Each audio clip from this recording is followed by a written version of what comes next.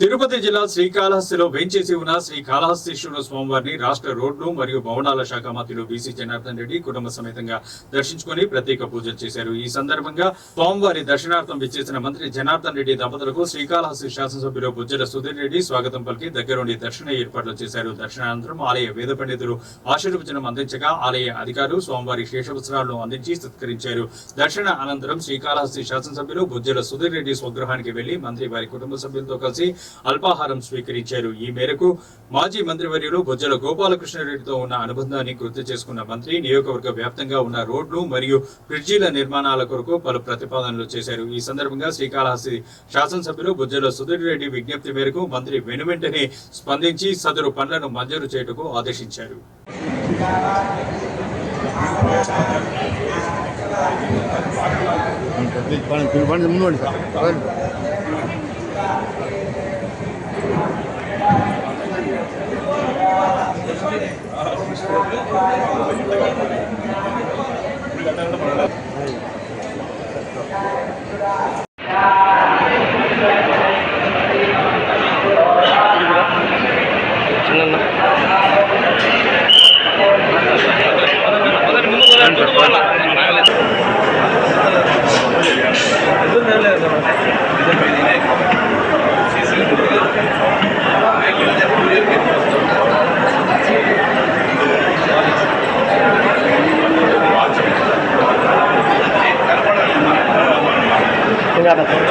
ప్రభుత్వం వచ్చిన తర్వాత మొట్టమొదటిసారిగా ఇక్కడికి రావడం జరిగింది. ఆ భగవంతుణ్ణి ఏవైతే మా యొక్క ప్రభుత్వం ఇచ్చిన ప్రతి హామీ నిలబెట్టుకోవాలని ఈరోజు నెరవేర్చాలని కూడా స్వామివారిని కోరుకుంటున్నాం. ఇప్పటికే దాదాపుగా 80% హామీలు కూడా నెరవేరడం జరిగింది.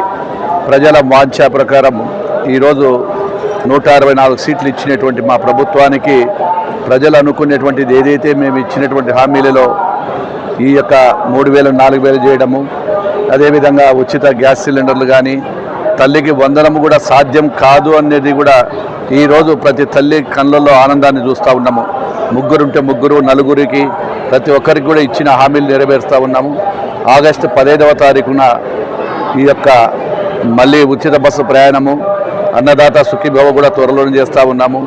ఈరోజు ఈ దేవస్థానాన్ని చూడండి ఒక్కసారి, గత పాలకులు ఏ విధంగా ఉన్నది, సోదరుడు సుధీర్ రెడ్డి వచ్చిన తర్వాత ఏ విధంగా అభివృద్ధి చెందింది, లోపల లైటింగ్ కానీ, భక్తుల సౌకర్యాలు కానీ, అదేవిధంగా భోజన సదుపాయాలు కానీ, వీటన్నిటిని కూడా ఈరోజు ఒక భక్తి శ్రద్ధలతో ఒక కమిట్మెంట్ ఉన్న నాయకుడు సుధీర్ రెడ్డి గారు.